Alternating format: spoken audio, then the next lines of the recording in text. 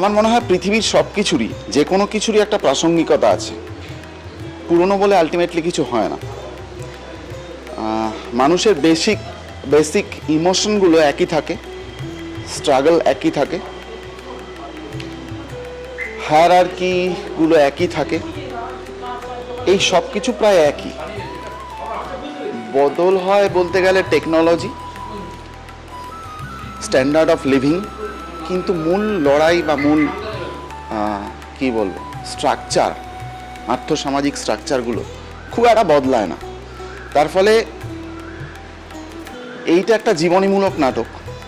আর জীবনীমূলক নাটক মানেই বুঝছেন জীবনীমূলক যে কোনো কিছু, উপন্যাস, সিনেমা, সেগুলো রেলেভেন্স সবসময় থাকছে। আজ থেকে 500 বছর পরেও থাকবে। এটা যে কোনো জীবনীমূলক কাজই 500, যেটা যদি উৎকৃষ্ট মানের হয় তাহলে তার রিলেভেন্স 500 বছর পরেও থাকবে। কারণ সেটা একটা ইন্সপিরেশন, সেটা কোনো একটা ইতিহাসের প্রোগ্রেসকে ধরছে এবং সেটা মানুষের জন্য সবসময় প্রয়োজনীয় এবং এটা মানুষের জানা উচিত।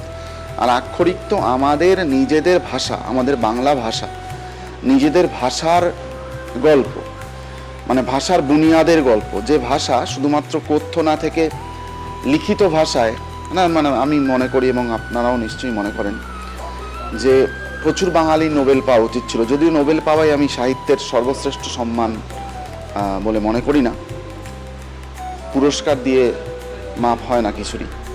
তবুও এই বাংলা ভাষা, আজকে যে মুদ্রিত বাংলা ভাষা সারা পৃথিবীতে ছড়িয়ে পড়েছে, সেই মুদ্রিত বাংলা ভাষার যে ফন্ট, আজকে না হয় ডিজিটালাইজড হয়েছে, আজকে না হয় ফন্ট অন্যরকম হয়ে গেছে, কিন্তু প্রথম যে টাইপ ফন্ট যেগুলো লোহা কেটে বা সীসা কেটে তৈরি করা হয়েছিল, সেইটা যে করেছিলেন, যে শিল্পী, যে অক্ষর শিল্পী, অনেক পিছিয়ে পড়া জীবন থেকে উঠে এসে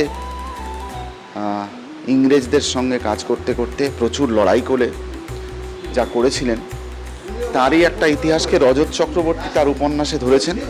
আমি সেই উপন্যাস থেকে অনিকের প্রযোজনায়, আমি একেবারে নতুন, তার সঙ্গে অনিকের প্রবীণ মানুষদের নিয়ে আমি এই থিয়েটার করেছি এবং আমার মনে হয় এর রিলেভেন্স থেকে যাবে। কারণ বাংলা ভাষা যতদিন থাকবে ততদিন এই ভাষার জন্য যারা লড়াই করেছেন, যে মানুষটা লড়াই করেছেন পঞ্চানন কর্মকার, তার কথা সবাই শুনতে চাইবে, আমি শোনা উচিত রাদার।